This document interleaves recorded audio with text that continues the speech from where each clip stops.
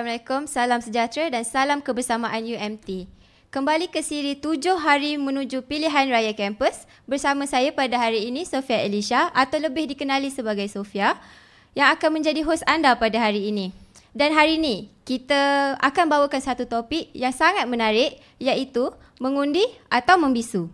Bersama saya terdapat dua tetamu istimewa yang berpengalaman dalam aspek politik dan juga demokrasi, iaitu Encik Muhammad Hishamuddin bin Sazali, Pegawai PPPM Hal Ehwal Pelajar dan Alumni, dan juga terdapat Saudara Muhammad Haziq bin Kamal Azman, Presiden Kelab Advokasi dan juga Demokrasi bagi sesi 2025-2026.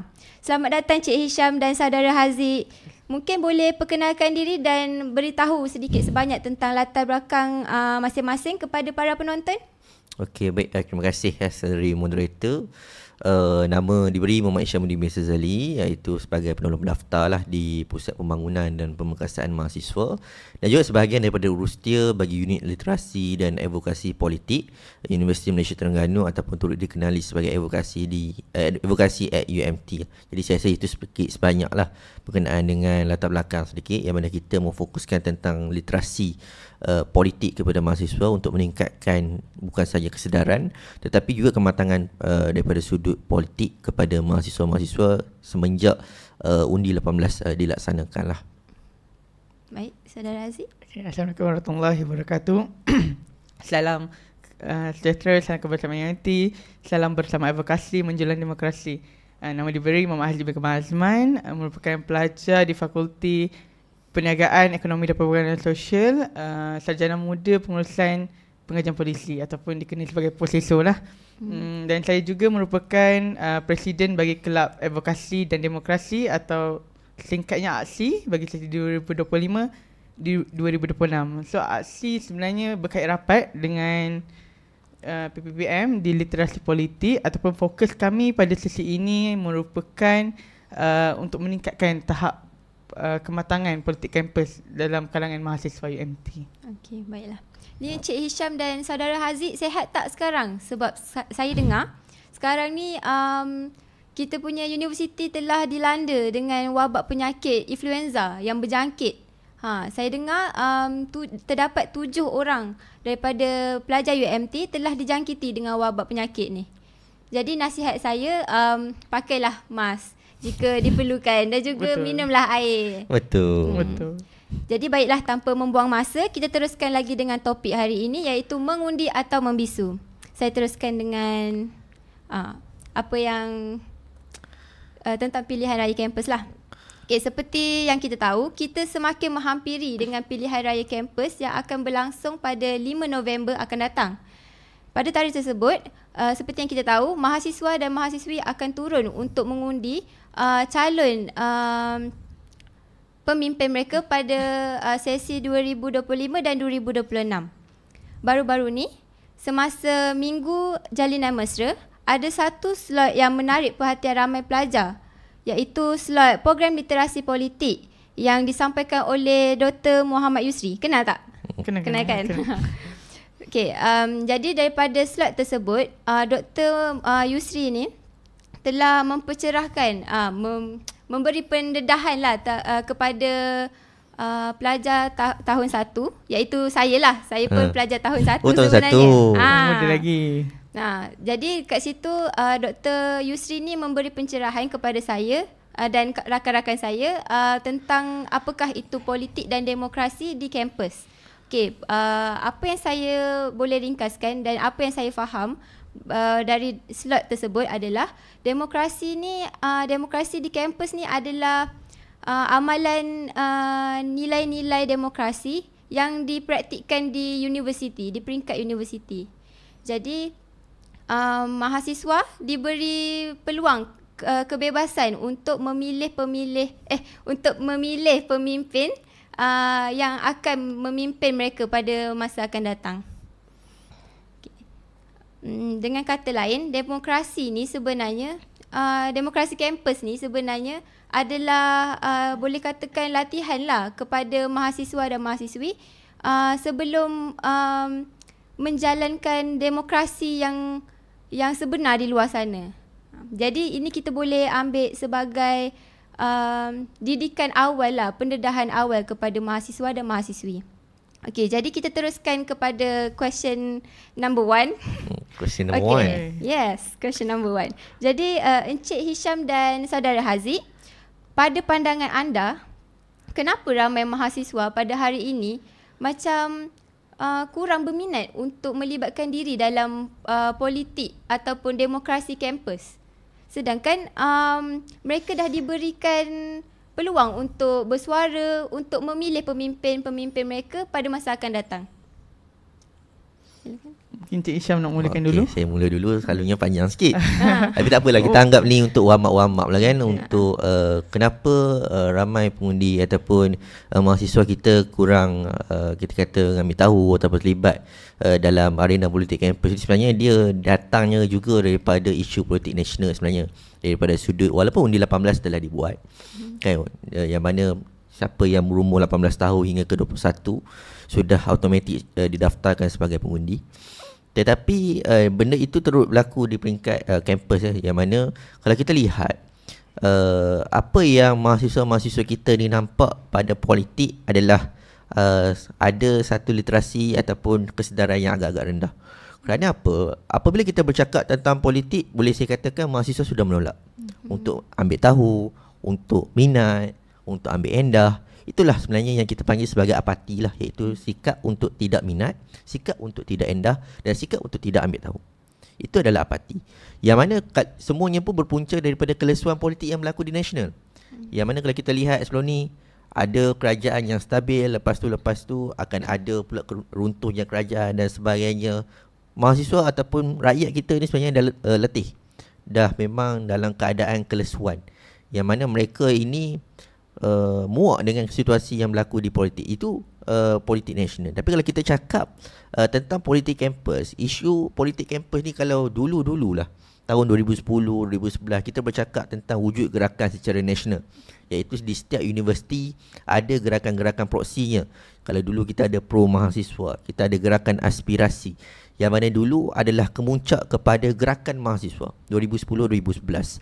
Namun apabila berlakunya COVID, apabila berlakunya wabak, macam tadi kita sekarang influenza kan, tapi sekarang kita dulunya COVID, yang mana waktu itu kalau kita sebut di UMT tidak ada lagi sistem berparti waktu itu. Waktu dulu memang tidak ada sistem berparti, ada pun mungkin secara underground, bukan secara berdaftar. Tapi mulai pilihan raya kampus 2023-2024, kemudian disusuli pula oleh pilihan raya kampus 2024-2025, kita dah ada sistem berparti. Yang mana kalau sebelum ini, seorang calon ataupun seorang pelajar atau seorang mahasiswa itu, dia nak bertanding, dia memperjuangkan diri sendiri. Dia menjual diri sendiri untuk meyakinkan kepada mahasiswa bahawa dia adalah calon yang paling layak untuk menjadi salah seorang daripada MPP ataupun Majlis Perwakilan Pelajar. Namun sekarang ini, apa yang berlaku adalah kita membuat sistem berparti. Yang mana setiap gerakan dia ada strateginya. Dia ada idealismenya, dia ada ideologinya yang berbeza, yang tersendiri. Yang mana mereka ini akan ada pembawaan-pembawaan yang mungkin disukai ataupun tidak disukai. Kerana apa? Kerana setiap think tank yang ada dalam setiap gerakan itu, mereka sudah ketahui bahawa kita ni nak menang undi, kita kena melalui gini. Kita nak menang undi, kita kena melalui gini. Mungkin ada yang bersikap radikal, ada yang bersikap agresif dalam menyuarakan pendapat, tetapi ada yang agak konservatif, agak pasif bila melibatkan satu-satu isu. Tapi apabila melibatkan isu-isu yang besar, mereka ada jugalah. Tetapi sekarang ini wujud pertimbangannya adalah apabila mahasiswa melihat gerakan ini saling bergaduh, ataupun mahasiswa-mahasiswi ini kerana parti yang berbeza, yakinnya pada pendirian yang berbeza, sanggup untuk tidak berkawan. Itulah yang berlaku juga di peringkat nasional. Tetapi yang berlaku di peringkat nasional dan juga yang berlaku di politik kampus, saya percaya juga pemimpin-pemimpin parti tu antara satu sama lain berkawan rapat je, berkawan baik. Tetapi keadaan disajikan dengan suatu suasana wujud kehangatannya, wujud kemeriahannya, yang kadang-kalanya itu saling serang menyerang dan sebagainya. Mungkin mahasiswa kita yang muak dengan politik, dia tidak rasa seronok. Dia tidak enjoy semangat itu. Walhal itu adalah semangat yang perlu kita sama-sama raikan, semangat yang perlu sama-sama kita sertai. Tapi perlu diingati, semangat itu hanya perlu kita raikan waktu musim pilihan raya kampus sahaja. Waktu kita berkempen, waktu kita nak penamaan calon, waktu kita nak mengundi. Itu semangatnya. Kalau kata nak semangat berkabilah sekalipun, semangat nak berbeza faction ataupun berbeza pihak sekalipun, waktu itu sahaja. Kerana apabila mereka ini menang, MPP ini menang, mereka tetap akan bersama. Mereka tetap akan bersama-sama menjadi MPP secara perpaduan. Dia tak ada, di UMT kita tak ada sistem yang katakan kalau parti itu mencapai majoriti mudah, maka parti itu akan menjadi kesatuan mahasiswa ataupun kerajaan mahasiswa. Kita tak ada sistem begitu. Sebab kalau kita buat begitu, tambah pula sekarang, apabila sebelum ini asalnya pada tahun 2023 15 kursi. Tahun 2023-2024 18 kursi. Tahun 2025-2026 akan ada peningkatan kursi lagi. Kalau kita buat begitu, kalau kita ambil status quo ataupun keadaan semasa ini, yang mana MPP kalau majoriti mudah 11 ataupun 10. 11 lah kalau ikut keadaan yang akan mendatang ini. Kerana kita total akan ada 21 jumlah kursi. 11 orang MPP kalau dia membentuk kerajaan, dia tidak boleh untuk menguruskan dengan baik. Kerana apabila kita bercakap tentang 15 orang pun tidak mampu untuk mempunyai kerjasama, sinergi yang baik antara satu sama lain. Tak boleh membentuk satu entiti tertinggi mahasiswa yang boleh diharapkan. Apatah lagi kalau kita nak mengharapkan kepada 11. Walaupun kompeten mana, credibility dia bagaimana, kewibawaan dia bagaimana, tetapi kuantiti juga memainkan peranan dalam menggerakkan kerja. Tapi saya rasa mahasiswa kita lebih melihat kepada apa yang berlaku di gerakan-gerakan. Apabila gerakan saling berbalah, gerakan saling mengeluarkan kenyataan menyerang antara satu sama lain, gerakan saling memprovokasi antara satu sama lain, daripada pihak satu pihak, itu adalah semangat ataupun itu adalah suasana pilihan raya yang kita mahukan. Tapi daripada satu pihak yang lain, bisinglah, muaklah, meluatlah. Yang mana itu yang perlu kita sama-sama berikan advokasi, kan? Sama pula Haziq ada di sini, Kelab Advokasi dan Demokrasi Aksi ni, untuk memberikan satu literasi kepada mahasiswa-mahasiswa begini, bahawa ini adalah semangat pilihan raya kampus yang kita mahukan. Sampai bila kita nak pilihan raya kampus kita di UMT ini hamba, hingga ke orang pun tak sedar, ada PRK ke? Ada pilihan raya ke? Dah pilih MPP ke? Kita tak mahu begitu. Perlu ada kemeriahannya, perlu ada kehangatannya. Saya rasa kalau saya sambung lagi makin panjang saya bercakap. Jadi saya serah balik pada moderator. Okey, apa pula pandangan saudara Haziq? Okey, pada pandangan saya, kalau macam tadi Encik Isham mulakan ayatnya dari segi pilihan raya negara umum sendiri. Kalau saya akan mulakan dari mahasiswa tu sendiri. So, kita pun mahasiswa kan? Okay. So apa yang saya boleh kata, macam saya setuju dengan Encik Isham, apa yang mahasiswa fokuskan kalau musim mengundi PRK, pilihan raya kampus sendiri, adalah dari pergaduhan tu sendiri, kontroversi. Mereka tak nampak sebenarnya practicality dari segi berapa pentingnya politik kampus, pilihan raya kampus, kenapa kita patut memilih MPP. Mereka tak nampak. Mungkin yang mereka nampak hanya kontroversi tadi. Betul. Mungkin mahasiswa nakkan politik yang melibatkan kesejahteraan mereka. Mereka tak nampak lingkungan tersebut, kesejahteraan, sosial, tersebut. Apa yang mereka nampak, pergaduhan, kontroversi tadi. Mungkin kami di ASI akan cuba yang terbaik untuk tingkatkan lagi kecaknaan. Tak boleh, mungkin kena buat yang terbaik lah. Kami akan buat sedaya upaya jangan risau. Untuk tingkatkan kecaknaan. Itu apa yang kami ingin fokuskan lah, untuk pelajar tahu. Untuk bukan kita di pilihan raya kampus hanya fokus kepada masalah yang berlaku antara gerakan. Maksudnya fokus terhadap manifesto yang disampaikan oleh calon-calon MPP. Kenapa perlu mengundi? Macam mana UMT, apa sistem UMT yang akan gunakan untuk mengundi nanti? Okey. Jadi di sini kita dapat rumuskan bahawa mahasiswa juga perlu ubahlah perspektif mereka terhadap pemimpin-pemimpin kita pada masa akan datang. Sebab diorang, pada pendapat saya, mereka ni nampak yang keruh sahaja. Contohnya seperti pemimpin nak menyuarakan pendapat dan berjuanglah untuk menaikkan suara mahasiswa, tapi malah mahasiswa nampak perkara tersebut seperti bergaduh, seperti benda-benda yang negatif. Jadi saya dapat ringkaskan di sini, mahasiswa perlu ubahlah perspektif dan cuba faham dan ambil tahu apa skop kerja pemimpin itu sendiri dan kenapa mereka buat sedemikian. Okey, saya teruskan dengan soalan seterusnya. Boleh. Silakan. Seterusnya Cik Isham, Ya, saya saya. tertanya-tanya, apakah bentuk pelibatan politik yang sesuai dan sihat yang untuk mahasiswa supaya mereka dapat suarakan suara mereka tanpa dalam masa yang sama tanpa menjejaskan imej mereka sebagai seorang pelajar maupun akademik mereka?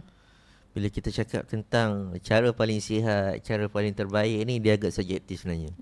Tapi saya cubalah daripada sudut itu.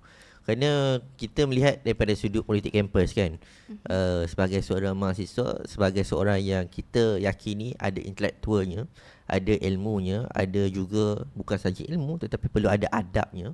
Yang mana kita perlu tekankan juga ya, adab dahulu baru ilmu. Betul. Yang mana sebagai seorang mahasiswa perlu menguasai kedua-dua elemen tersebut. Bila kita cakap tentang adab ataupun bila kita cakap tentang perkara-perkara begini, ramai yang salah faham. Kita bukan kata adab itu adalah patuh. We are not talking about comply. Kita bercakap tentang bagaimana walaupun kita ada pertembungan pemikiran, perbezaan pendapat, bagaimana kita luahkan. Betul. Daripada sudut politik kampus ni, sebab segalanya dalam kehidupan kita adalah berkaitan dengan politik. Betul. Apabila kita nak pergi membeli barang, kita membeli ada dua produk yang seumpama sama.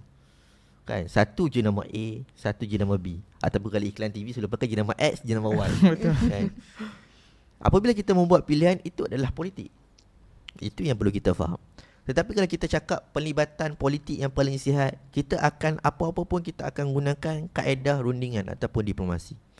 Walaupun siapa pun dia MPP ke, dia kelab persatuan ke, dia hanya pelajar biasa yang tanpa jawatan ke, tetapi kalau andai kata dia datang untuk berunding, itu adalah markah yang terbaik untuk dia. Dia ada keupayaan untuk datang berunding. Sebab selalunya apa yang berlaku adalah kita tidak berani untuk menyuarakan pendapat.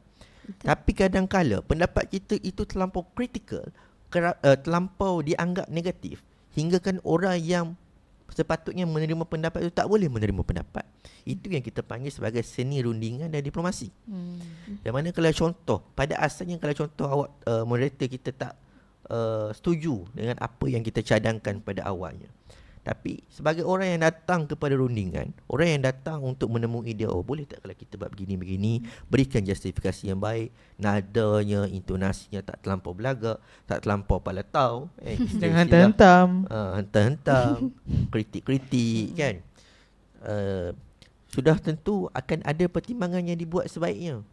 Sebab itu mungkin daripada pandangan kita, daripada pembuat keputusan, dia tak nampak bahawa ada possibility perkara-perkara begini berlaku. Tetapi kadang-kala apabila kita membuat rundingan, dia tidak ada perjalanannya. Contoh, saya pergi jumpa Haziq, minta dengan Haziq untuk berunding. Boleh tak kelab aksi buat gini. Oh boleh Cik Isham. Boleh. Kita akan buat. Tapi lepas bulan tak jalan-jalan. Contoh. Allah.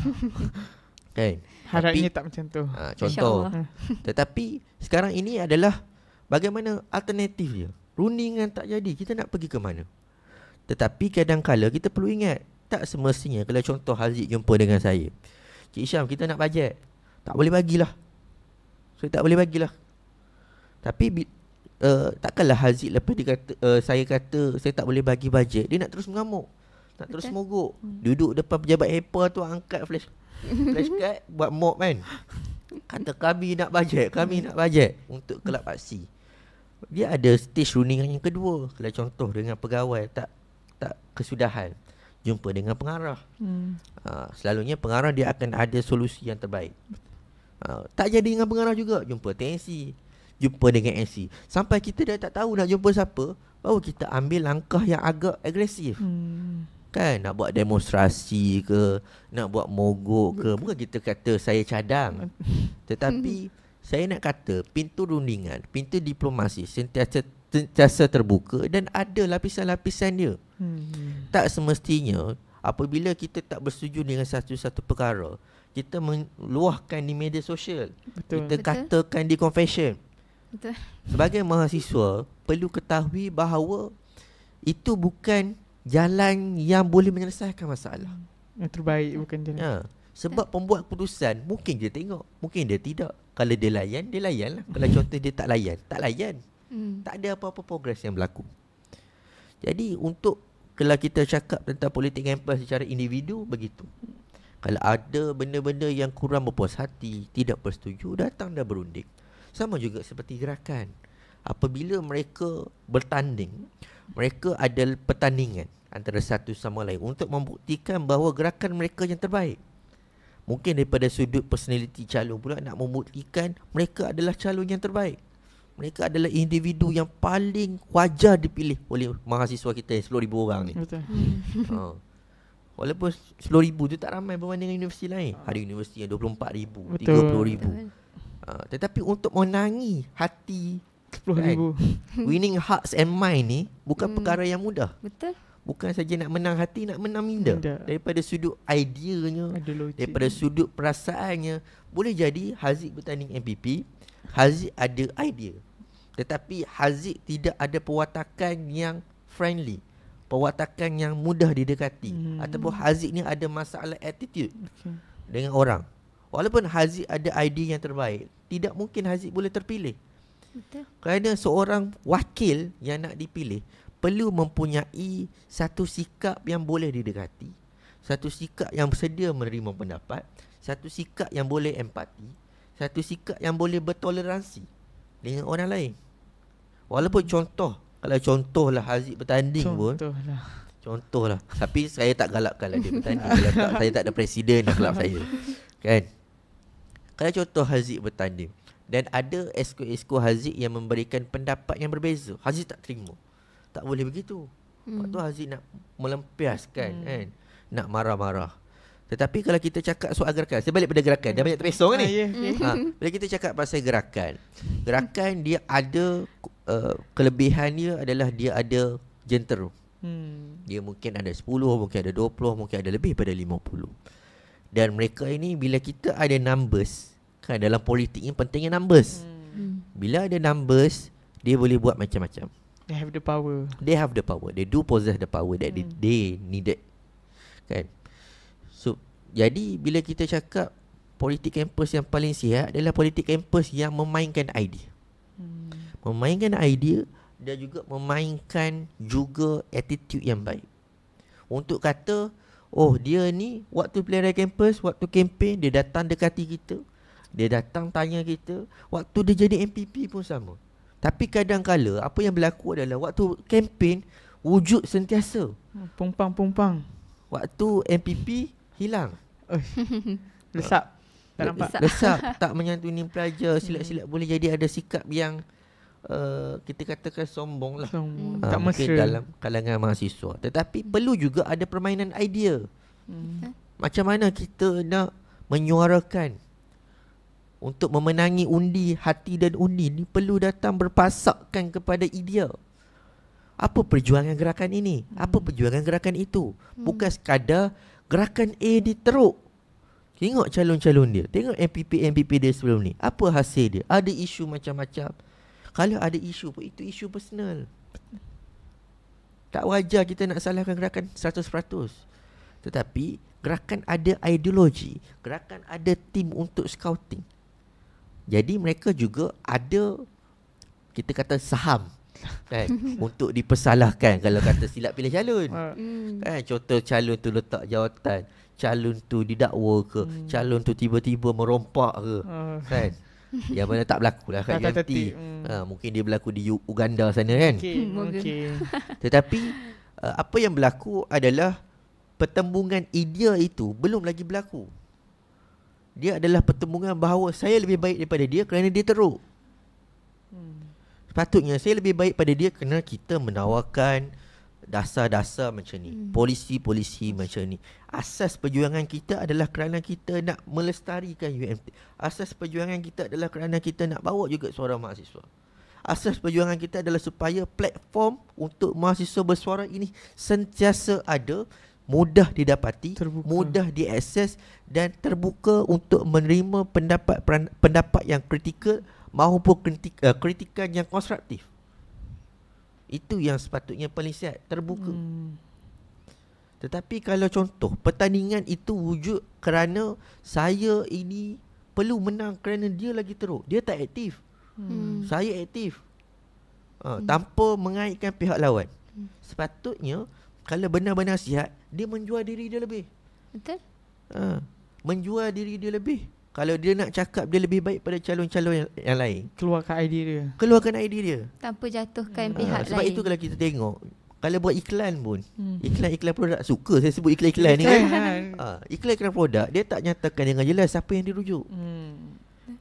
Dia hanya kata kekuatan produk kita apa, kekuatan jenama kita apa, membersih hingga 99.9% ke, membunuh kuman 99.9% ke dan sebagainya. Fokusnya pada diri sendirilah. Jadi saya rangkumkan, politik yang paling sihat adalah apabila kita ada pertembungan idea, yang mana pertembungan idea itu untuk menunjukkan siapa yang lebih baik kerana dia lebih baik.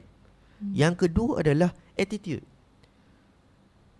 Pertembungan politik melalui attitude yang baik. Apabila contoh, tadi kata rangkum dah kan, dia dah sempang lagi dia kan. dalam rangkum pun boleh ada contoh yang Ya. Kalau contoh tim-tim berkempen ini bertemu antara satu sama lain, waktu kita kata ke istilahnya door to door, ataupun kadang ada yang sebut roundabout pula, walkabout. Kan? Apabila dia berjalan mungkin ke kafe, ke college dan sebagainya untuk menyantuni penghuni-penghuni mereka. Ini apabila bertembung pula satu tim A dan satu tim B, takkan kita nak provoke. Mesti kata salam-salam, semuanya selamat maju jaya. Mungkin kadang-kadang di politik nasional dia ada bertukar-tukar poster dia kan, untuk kata jangan lupa undi, jangan lupa undi. Itulah kemeriahan yang perlu ada apabila kelantangan tu wujud untuk kita berlaku pertembungan idea dan juga pemikiran. Saya rasa itu saja kot daripada saya. Jadi saya setuju dengan pendapat Encik Hisham. Dia setuju lah. Saya setujulah. Sebab kiranya pelibatan politik yang sihat bukan saja bermaksud kita perlu berdebat saja sepanjang masa. Namun kita kena ambil kira tentang cara kita berfikir secara matang, kritikal dan mampu menghormati pandangan orang lain juga. Sebab itulah sebenarnya inti demokrasi yang sebenar. Sekarang ni kita banyak dengar tentang parti politik luar yang mula melibatkan diri di kampus. Jadi pada pandangan anda berdua, adakah ia lebih memberi manfaat sebagai ruang pendidikan kepada mahasiswa ataupun sebenarnya membawa risiko perpecahan ataupun pengaruh yang tidak sihat kepada mahasiswa? Kalau dari segi saya mungkin apa yang saya tahulah, sebab sejujurnya saya kurang pelibatan dari segi politik luar buat masa kini. Okay, apa yang kita tahu kalau cakap pasal politik luar, kita akan direct to AUKU, Akta Universiti dan College University. Di mana kita tahu sebelum pindaan berlaku, memang pelajar tidak dibenarkan melibatkan diri sepenuhnya dalam parti politik di luar. Tapi benda ni mungkin tak silap saya ada di Section 15 AUKU, dan pindaan 2018 atau 2023, tak silap saya 19. Okay, 19. Pelajar dibenarkan untuk melibatkan diri, tapi saya rasa dalam tu dia macam pelajar harus tahu membezakan wacana politik mereka di luar dan di dalam, dan jangan bawa rusuhan dan sebagainya. Mungkin saya tak expert sangat ni, saya boleh pass dulu kat Encik Hisham untuk terangkan yang lebih mendalam. Oh, senang kerja. Saya tak pastilah yang mana soalan ni wujud daripada mana. Sebab bila kita cakap tentang bila politik luar masuk ke kampus tu, kenyataannya agak berbahaya kalau tanya pada saya. Sebab kita setakat ini lah, daripada kita tak nampak lagi lah pelibatan aktif daripada parti politik luar atau parti politik nasional yang masuk ke dalam parti politik kampus kita. Sebab kita nak cakap ada proving pun tak tahu ada proving ke tak. Tapi kalau kita bercakap tentang mungkin ada universiti-universiti lain, bila kita bercakap tentang parti politik luar masuk ke kampus, dia ada tawaran dia kan. Daripada satu sudut, mungkin parti politik luar ni dia selalunya dia memberikan dana lah untuk pergerakan, untuk mereka ini mempunyai bajet ataupun capital dalam membelanjakan apa yang diperlukan bagi mempersiapkan gerakan ataupun parti menghadapi pilihan raya kampus. Dan saya rasa itu di atas mahasiswa sendiri, sama ada dia nak menerima ataupun tidak menerima sumbangan luar ataupun sumbangan daripada politik luar ni. Dan daripada pihak politik luar ni selalunya dia akan demand something in return, sebab dia mesti ada ROI dia. Yang mana apa return investment yang dia dapat apabila dia bagi kepada gerakan tersebut, dana-dana tersebut. Tetapi ada juga kadang-kala pemimpin-pemimpin parti politik ini yang suka-suka je, ikut suka dia je nak apa yang dia nak. Ikut suka dia je nak betul-betul bagi je berapa, tak apa minta apa-apa in return. Itu ada juga yang jenis macam tu. Tetapi segalanya bergantung kepada kepimpinan politik di peringkat kampus lah, sama ada mereka nak terima ataupun tidak terima. Adakah return ataupun demand yang diminta oleh pihak politik luar itu adalah berbaloi ataupun tidak membahayakan ataupun merugikan pihak mereka, itu atas mereka lah.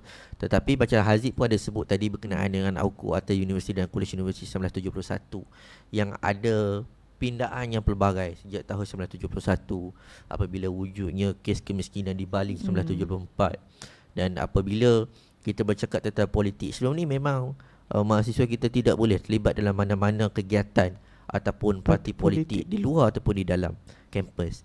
Tetapi pada tahun 2014 seingat saya dah ada pindaan pertama, bukan pindaan pertama AUKU, pindaan yang berkaitan politik ini, iaitu mahasiswa boleh untuk menyertai kegiatan ataupun aktiviti parti politik di luar kampus. Pada tahun 2019 berlaku lagi pindaan yang mana mahasiswa boleh sertai kegiatan ataupun aktiviti-aktiviti politik di luar maupun di dalam kampus. Itu 2019. Pindaan itulah yang membenarkan mahasiswa sekarang untuk ada sayap-sayap mahasiswa di peringkat parti politik luar. Tapi kalau kita bertanyakan tentang situasi yang berlaku di UMT, kita tak nampak lagi ada gerakan-gerakan yang besar daripada sudut menghimpunkan mahasiswa-mahasiswa ini dalam sayap-sayap parti politik luar. Itu yang saya rasa lah sedikit sebanyak. Jadi di sini kita boleh lihat pelibatan politik luar untuk memberi pendedahan dan pendedahan awal kepada mahasiswa kita boleh, tetapi asalkan tidak mengancam, tidak menjejaskan perpaduan pelajar maupun imej universiti. Betul. Pada pandangan saudara Haziq, adakah anda rasa sistem pendidikan di universiti sekarang dah cukup dah untuk mendidik mahasiswa tentang politik dan demokrasi? Okey, untuk sistem pendidikan di universiti setakat ni tiada subjek yang, tak silap saya, tiada subjek yang berfokus terhadap literasi politik. Mungkin saya sebagai student pengajian polisi, pelajar tahun 1 ada mengambil satu subjek asas pengantar sains politik. Saya rasa di situ mungkin pelajar prosesor dapat pendedahan pertama, tapi mungkin kepada semua kos lah. Mungkin ataupun dalam kadang-kadang kalau kita belajar di kelas itu hanya sekadar teori. Betul. Semata-mata kita tidak lihat terhadap situasi yang sebenar. Katalah kita nak fokus kat politik kampus, kadang-kadang tak sama dengan apa yang kita belajar. Dan saya rasa tak ada setakat ini. Mungkin kita tak tahu, atau PPA mungkin ada idea lain untuk tambah subjek elektif yang berkenaan dengan literasi politik untuk lebih meningkatkan tahap kecanaan pelajar. Betapa pentingnya literasi politik, terutamanya dalam kampus.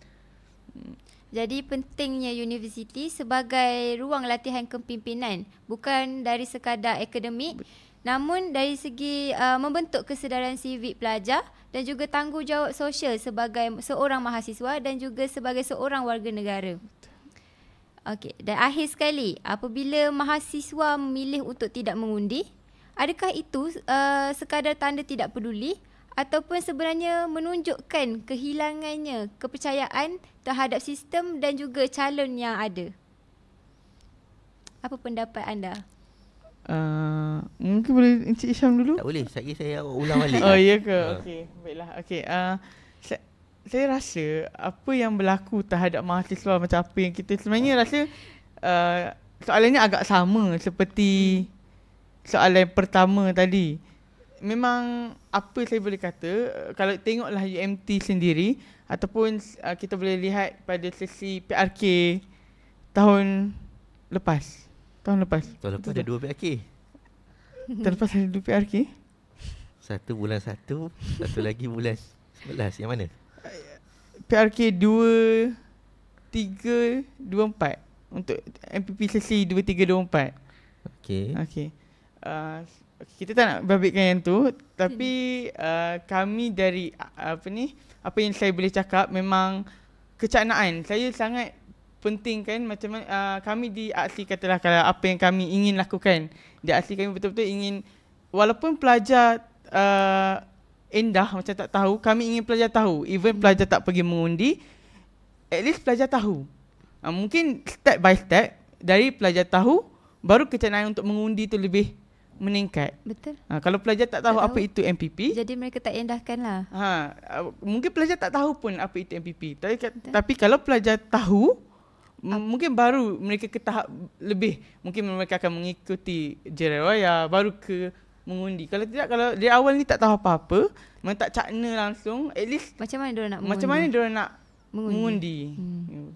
Jadi jelaslah bahawa tindakan yang tidak mengundi ni adalah satu pilihan, tapi pilihan yang sangat berisiko sebab kita sudah diberikan peluang untuk bersuara dan memilih pemimpin yang akan datang, tetapi kita tidak memilih.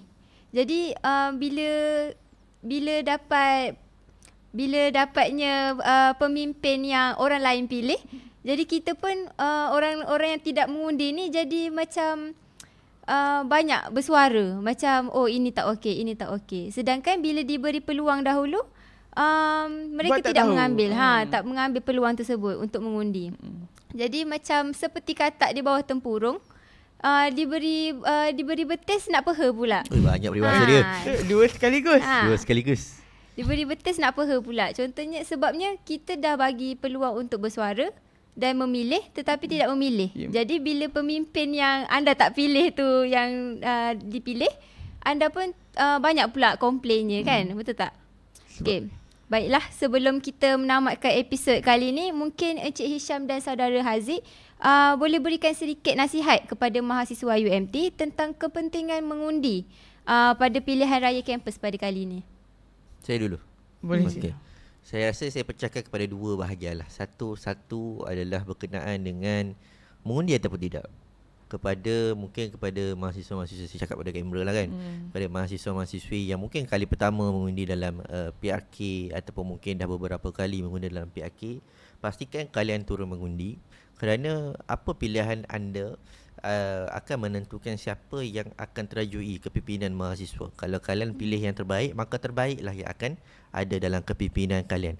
Dan apabila kalian pilih yang terbaik, maksudnya akan ada orang yang terbaiklah untuk membawa suara kalian. Risaunya apabila berlaku ketidakpercayaan ataupun kita kata trust deficit yang berlaku kepada kepimpinan mahasiswa, adalah kalian tidak akan ada orang yang boleh diharapkan nanti. Itu yang pertama. Yang kedua adalah siapa yang dipilih. Kan, berkenaan dengan apa asas untuk kita memilih. Sepatutnya bila kita bercakap tentang pilih calon MPP ni, yang mana ambil tahu dia akan pilih secara berprinsip lah, yang mana akan ada pecahan kata mungkin ini orangnya bagus, dia selalu buat kerja dan sebagainya. Tapi ada juga satu orang yang jenis dia merit hunter, dia memburu merit, dia mengundi sekadar nak dapatkan merit, maka pilihan yang dibuat itu bukanlah pilihan yang menunjukkan ke arah pemilihan yang terbaik, bukan pilihan yang membuat berasaskan meritokrasi yang ada pada calon-calon itu, tetapi lebih kepada populariti ataupun favoriti yang ada pada calon-calon tersebut. Mungkin kita bercakap tentang sikap tidak endah lah mahasiswa ataupun pengundi-pengundi ini apabila memilih calon, kerana analogi dia mudah saja ataupun kronologi dia akan jadi sangat-sangat mudah. Kerana apabila kalian memilih calon-calon berasaskan kepada mungkin orangnya kelakar ataupun tidak, kan, orangnya kita katakan mempunyai rupa, orangnya yang mempunyai perwatakan yang cukup menarik tetapi tidak ada ideanya, kan? Dan apabila bersuarakan dengan di depan kita huha-huha, tetapi bila berjumpa dengan pengurusan terdiam, terciduk, kan, kita tidak akan ada kepimpinan mahasiswa yang intelek. Kita tidak akan ada itu. Dan apabila pemilihan kalian itu berdasarkan kepada itu dan bukannya berdasarkan kepada dia ni kalau buat kerja dia boleh fikir, dia ni kalau depan-depan dia boleh balas balik, bercakap balik, cakap pula dengan ada nada-nada rundingannya, ada seninya, tapi dia tak handsome, dia tak lawa. Tapi buatkan benda itu, dia tidak dipilih. Tapi masalahnya apabila kalian memilih orang-orang bukan berasaskan kepada meritokrasi credibility, dan apabila mereka yang naik itu adalah mereka yang meritokrasinya bukan meritokrasi base kepada credibility, kalian nak marah. Sebab kata MPP tak buat kerja, MPP tak buat begini, MPP tak buat gitu. Kerana apabila kita nak salahkan kepimpinan mahasiswa, kita perlu kembali kepada kesalahan diri kita. Kerana walaupunlah setiap orang hanya membawa satu nilai undi, tetapi kalau kita ada 5,000 orang pemikiran macam kita, 7,000 orang pemikiran macam kita, silat-silat 90% daripada orang ataupun student yang ada di UMT ini mempunyai pemikiran macam kita, maka hasilnya pun begitu. Kerana pemilihan atau mereka yang naik itu mencerminkan siapa pengundi-pengundi mereka. Itu yang perlu ditegaskan. Kalau kita nak, kalau contoh mahasiswa nak, MPP yang naik itu adalah MPP yang apabila diberikan kerja perform, apabila diberikan suara-suara untuk dibawa ke atas, dibawakan. Apabila isu-isu kebajikan lantang menyuarakan, lantang membawakan solusi. Apabila ada permasalahan-permasalahan membabitkan kemudahan dan juga keresahan mahasiswa, mudah untuk dirangkakan idea-idea dan juga membentuk plan strategi, plan operasi untuk mereka membawakan kepada pihak pengurusan. Itu yang sepatutnya dilakukan. Tetapi kalau seorang MPP itu adalah MPP yang setakat friendly, MPP yang setakat hanya mampu berbicara tetapi tidak ada ideanya, akan jadi satu jasad tanpa jiwa. Yang mana akhirnya pada penghujungnya ataupun di pertengahannya, dia lama-lama akan hilang minat kepada tugas dan hakiki mereka sebagai MPP. Jadi buatlah pilihan yang bijak, buatlah pilihan kepada mereka yang ada kredibiliti. Kalau contoh tak kenal sangat calon, cubalah cari pasal calon. Kalau tak tahu sangat pasal calon, carilah di IG ataupun media sosial JPAK maupun gerakan-gerakan yang ada. Mereka akan berkongsikan apa kelebihannya, mereka akan berkongsikan apa manifestonya. Daripada sudut neutralnya, daripada sudut biasnya, gerakan akan sudah tentu dia akan balas kepada calon-calonnya. Tapi JPAK dia akan neutral, tetapi akan membawakan, akan kedepankan siapa calon-calonnya. Tapi selalunya apabila disuarakan adalah pelajar-pelajar kita akan kata tak tahu pun, kat mana pun, tak dapat exposure pun. Benda itu akan berlaku secara two ways, kan? Daripada satu pihak dia cuba untuk menyebarluaskan informasi itu melalui pelbagai-pelbagai medium. Satu pihak lagi perlu juga ada eager untuk mencari maklumat. Betul. Kalau kita nak setakat tunggu menanti dan menanti, nak disuap-suap tak boleh juga. Kita pun nak kena ada semangat untuk katakan, oh pilihan raya dah dekat, aku dah kena cari siapa yang aku nak pangkah. Kalau setakat hari nanti main lat talilat ataupun main tengok muka, main dadu nak pilih calon yang mana, tak boleh juga. Kerana kita perlu pilih pemimpin-pemimpin mahasiswa yang berasaskan kepada meritokrasi credibility. Sebab kekentalan kredibiliti itulah yang akan memastikan pada akhirnya mereka tetap bersama menjalankan tugas, sentiasa cadang dengan mahasiswa dan sentiasa melakukan kebajikan demi membawa dan melaungkan suara mahasiswa. Bukan setakat melaungkan, tetapi idea-idea untuk mengangkat mahasiswa itu disuarakan kepada pihak pengurusan. Jadi saya rasa itu saja nasihat saya. Okey, dari saya pula untuk makluman, aksi merupakan rakan strategik bersama JPRK. So macam tadi rasanya Encik Hisham dah rangkumkan sebenarnya. Cuma untuk perhatian para mahasiswa, kalau kalian nak info-info, terutamanya tolong boleh follow IG JPRK atau aksi sendiri. InsyaAllah kami akan kongsikan lebih banyak info tentang calon-calon, dan highlight kami kalau anda ingin tahu idea-idea yang ingin disampaikan oleh bakal calon-calon turun ke debat manifesto. Saya rasa ketika debat manifesto anda boleh lihat keyakinan, idea, semangat yang boleh dibawa oleh calon-calon MPP nanti. So ketika itu anda nilai siapa yang anda ingin pilih. Jangan waktu mengundi, mungkin tengok muka, macam pernah tengok kot. Dia macam banyak ramai macam tu. Macam pernah tengok rasa, yang ni lah. Kadang kita tak tahu pun fakulti kita siapa. So memang katakanlah JPRK banyak melakukan inisiatif untuk bagi para pelajar tahu betapa pentingnya pilihan raya kampus, siapa calon-calon. Tapi katakanlah mungkin banyak-banyak program tu tak semua orang dapat join. Tapi mungkin semua boleh set dan tarikh debat manifesto. Di mana saya memang highlightkan debat manifesto sangatlah penting untuk semua cakna. So ketika itu observe betul-betul. Tengok muka, tengok percakapan, tengoklah segalanya dan nilai. Bila dah nilai, nanti pada hari pengundian, undi dengan betul. Adakah semangat yang dibawa, idea yang dibawa itu kena dengan diri anda dan sebagainya. So tengok siapa MPP anda, undi dengan betul. Baiklah, kita pun sudah sampai di pengakhiran episod kali ini. Ribuan terima kasih saya ucapkan kepada Encik Hisham dan saudara Haziq atas kesudian bersama kita pada hari ini. Dengan perkongsian yang sangat bermakna dan membuka mata tentang pentingnya demokrasi di kampus. Terima kasih juga kepada para penonton yang setia bersama dengan kami dari awal sehingga ke akhir episod. Ingat, mengundi bukan sahaja hak tapi merupakan satu tanggungjawab mahasiswa. Jadi ayolah kita gunakan peluang yang ada untuk memilih calon pemimpin yang benar-benar yang mampu membawa suara anda ke hadapan. Kita jumpa lagi dalam episod seterusnya dalam siri 7 hari menuju pilihan raya kampus. Jumpa lagi dalam episod akan datang dan jangan lupa, suara mahasiswa, pilihan mahasiswa, dan jom turun mengundi.